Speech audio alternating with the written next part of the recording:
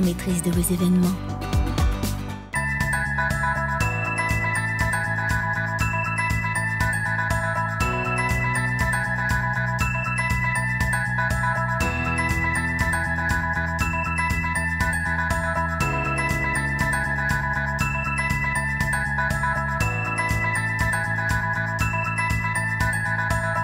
Bonjour mesdames, messieurs, bienvenue à Série Rugby, votre web TV dédiée au rugby languedocien de la 4e série à honneur, diffusée mercredi, jeudi et vendredi sur sérierugby.fr avec mes serial chroniqueurs. Bonjour Stéphane. Bonjour Alain. Bonjour Dimitri. Salut Alain. Et bonjour Michel. Salut Alain. Les Audois, faillite, hein.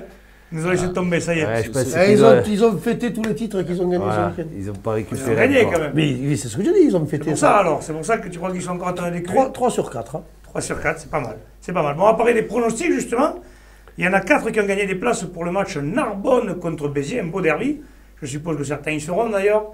Il y a des chances. Il y a des chances, donc c'est Ibou, Rafiki, Thomas et Greg Duoz. Félicitations à eux.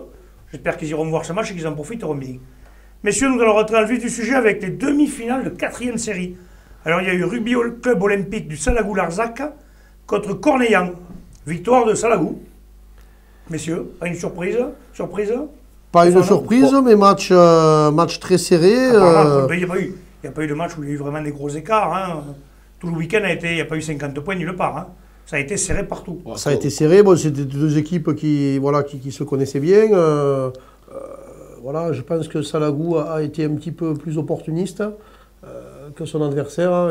Cornellan a payé par sa jeunesse. Ouais, Cornellan a payé par sa jeunesse. Mais en fait, ils avaient beaucoup de jeunes, donc peut-être... Un peu d'effectifs diminués là, sur cette fin de saison. T'avais les vieux qui s'étaient pétés à Cornellan, là, une part. Ouais, donc c'était plus compliqué. Et la deuxième demi-finale qui opposait Cône Olympique à Torubi et victoire de Cône. Ça, c'est pas de surprise. Après, ce qui était, c'est que le match ne devait pas avoir lieu, puis de nouveau, à 2 heures du match... Voilà. C'est bien, il y a toujours eu des rebondissements cette année dans la 4e série. Et quand ils n'étaient pas fatigués pour la saison qu'ils ont eu. Hein. Ouais. Ça avait tous les matchs qu'ils n'ont pas joué. Oui, c'est vrai que ça a été compliqué. Il y a des matchs qui n'ont pas été joués. Du coup, il y aura une finale. Samedi, on en parlera demain dans la prochaine émission. Passons à la 3e série. Les 2 demi-finales qui opposaient donc Saint-Jean-de-Védas, Mosson-Coulazou à l'Occitan Rugby Viterrois. Et là, ça a été très serré apparemment. Sur les 2 matchs, il y a fallu avoir 2 surprises, donc ça nous aurait perturbé dans tous les pronostics qu'on avait tous dit. Hein. Donc on peut déjà saluer les 2 équipes qui ont perdu, parce qu'elles ont donné du fil à retour. Et ça s'est tout joué sur la fin. Hein. Donc l'Occitan égalise à la dernière minute pour arracher des prolongations. Bon, après, en prolongation, je pense que physiquement, ils ont lâché prise. Mais enfin, ces gens de Vélas, ça senti passer devant du boulet. Ça peut-être leur paraître long, là, 2 matchs en prolongation. Non, peut-être comme quoi, dans une phase finale, il faut s'attendre à tout. C'est une nouvelle compétition qui commence. Il faut s'attendre à tout. Sur un match, tu sais pas sur un match, tout est possible. En plus, la dimanche, je pense qu'il y avait un petit peu des conditions difficiles avec du vent un peu partout, je pense. Donc ça aussi, si on gère bien une mi-temps avec le vent, on s'accroche. Après, les équipes, elles arrivent, elles se disent... ça va bien se passer, puis des fois, puis c'est là que tu passes à la trappe. C'est là que tu sais pas si tu arrives et tu ramasses. Plus que les outsiders. Ils avaient gagné chaque fois les oppositions, donc ils devaient se dire on va l'avoir facile. Et puis, je pense que nos pronostics aussi doivent servir de motivation. Il y a des chances. Quand on annonce une large victoire. Ils ont dit qu'on nous le dit des fois quand on se balade sur des terrains. Des fois certains joueurs ou de l'encadrement des équipes nous le disent. Pour en revenir à l'Occitan Rugby, quand même, ils ont fait une belle saison. Très belle saison. Ils ont fait de belles performances durant la saison. Et ils ont joué le jeu, ils sont allés en 3e série, alors que je pense qu'en 4e série, ils auraient été champions, je pense, largement. Peut-être.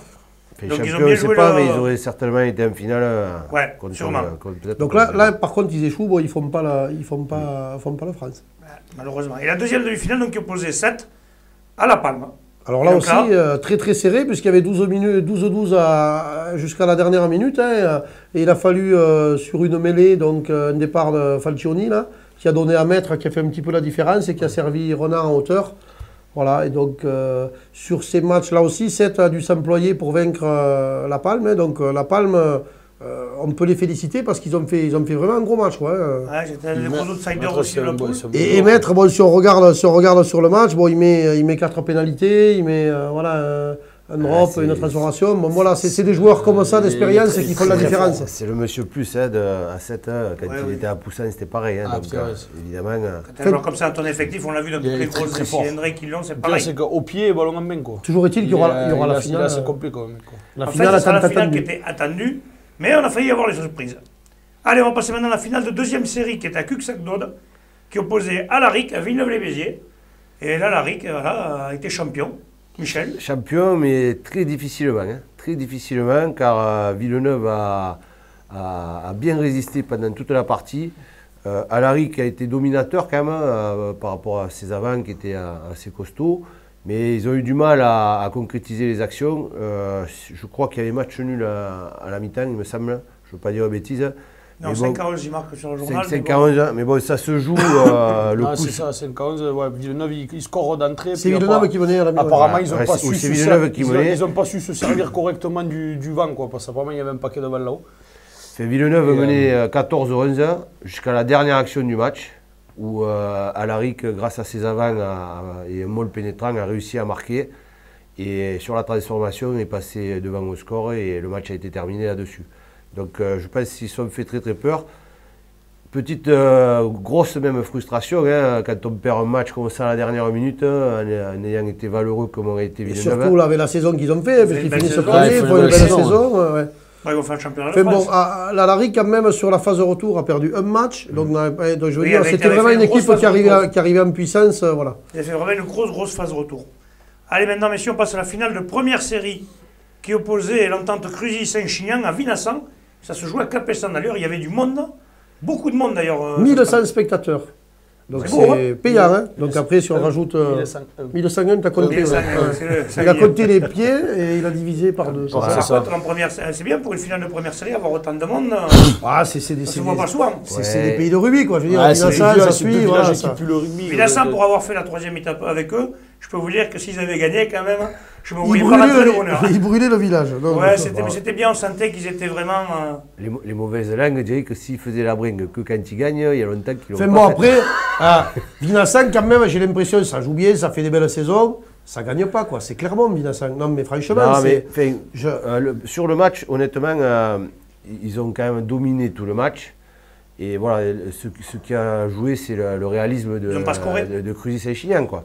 Cruzy-Saint-Chinian a laissé venir, à jouer les ballons en contre-attaque et par contre à scorer à chaque fois, quoi. Avec des joueurs d'expérience aussi. Et après, tu as un Fred Cross derrière qui fait quand même la différence. C'est pas Fred Cross. Quand ça lui fait Cross d'ailleurs. Sébastien Cross derrière qui fait un gros boulot. Un bon buteur aussi. Ouais, parce que c'est pas lui qui met. Oui, non, je pense que c'est ça. Puis peut-être l'essai qui ne marque pas, que l'arbitre ne leur accorde pas. Vinassan en première mi-temps, peut-être à ce moment-là. C'est peut-être un tournant du match. Puis un essai litigieux, mais c'est une finale, il y a toujours des trucs comme ça, des détails un peu. On peut le dire aussi, les joueurs de Cruzy-Saint-Chinian sont habitués à jouer des finales. En plus, ils n'étaient pas fatigués puisqu'ils n'avaient pas joué, donc ils devaient être vraiment frais. Ils n'auront pas fatigué. Donc ils devaient être frais et dispo, quoi. Ouais, de toute façon, si ça se passe bien, c'est plus une finale. Enfin, là, je pense qu'il y a quand même deux équipes qui peuvent aller très loin au championnat de France. Deux équipes intéressantes. Je pense que Vinassan, quand même, avait laissé un peu de jeu en demi, avait perdu quelques joueurs importants. Surtout, ils avaient perdu les joueurs clés. Voilà, des joueurs clés, ça leur a manqué pour cette finale. Enfin, ils ont bien. Vinassan, ils vont se faire chambrer par les Audois parce qu'ils empêchent le Grand Chelem du club de l'Aude. Du week-end, c'est vrai. Il fallait bien qu'on gagne quelque chose. Allez, après, on va passer maintenant à la finale de promotion d'honneur qui avait lieu à l'Espignan, qui opposait Fleury-Salle-Coursan au Rive d'Orbe. Alors, on y était avec Michel, et ce que je peux vous dire, c'est qu'on s'est régalé. Match magnifique, des intentions de jeu, il y avait vraiment tout, du public, coloré. Du top 14. Non, franchement, Michel, on s'est régalé, il y a eu des belles actions, du suspense jusqu'à la fin. Vraiment une très belle finale. Malgré les conditions difficiles, parce exactement. On y revient, il y avait un vent.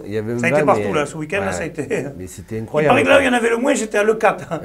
Donc c'est surprenant, d'habitude, c'est là où il y en a le plus. Ils avaient tout le vent pour le mondial du vent, ils l'avaient pris carrément. Voilà, ils l'avaient réservé pour le mondial du vent, ils l'ont laissé pour le reste. Mais c'est vrai que, comme dit Stéphane, sur ce match, ce qui était appréciable, c'est que malgré ces conditions, les équipes ont envoyé du jeu, notamment au large, surtout Fleury. Et Fleury avait dit qu'ils avaient une équipe qui était vraiment très joueuse derrière et en plus en réussite, quoi. Parce que, je veux dire, non seulement ils ont envoyé des ballons, mais il n'y a pas eu beaucoup de fautes de main. C'était vraiment un joli match.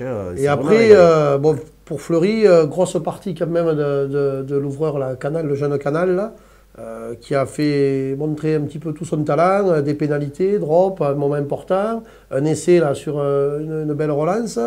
Vraiment.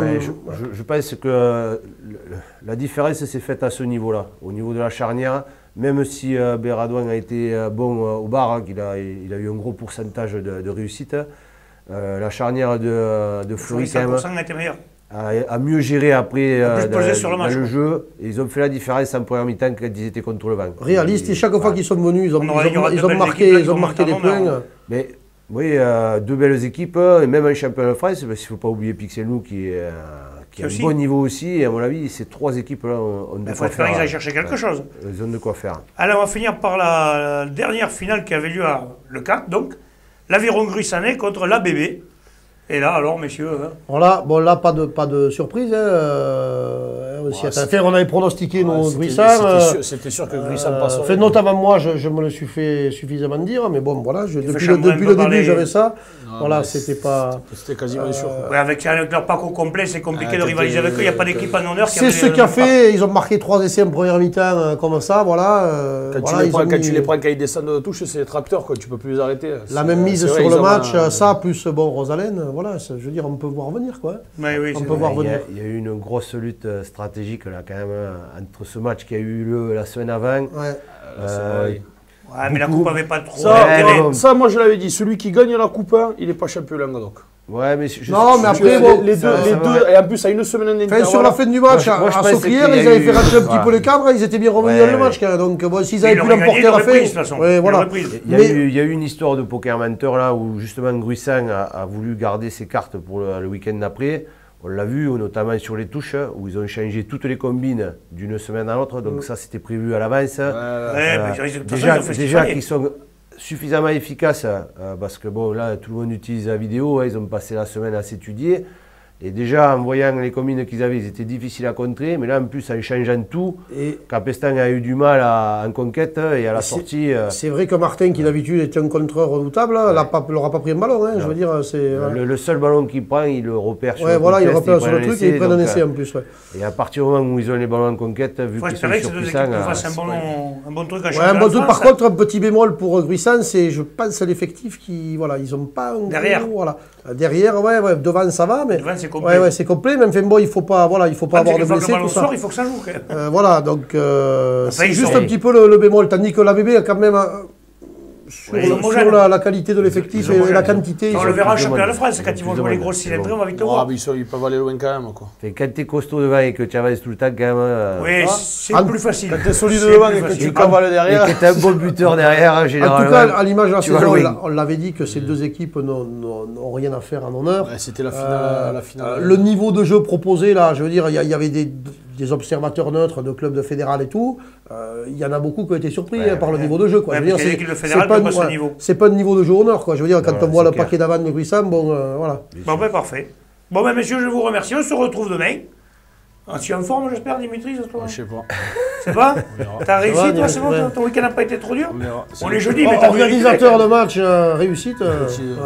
Bon, allez, on se retrouve demain. Transpirez bien sur tous les terrains. Allez, au revoir.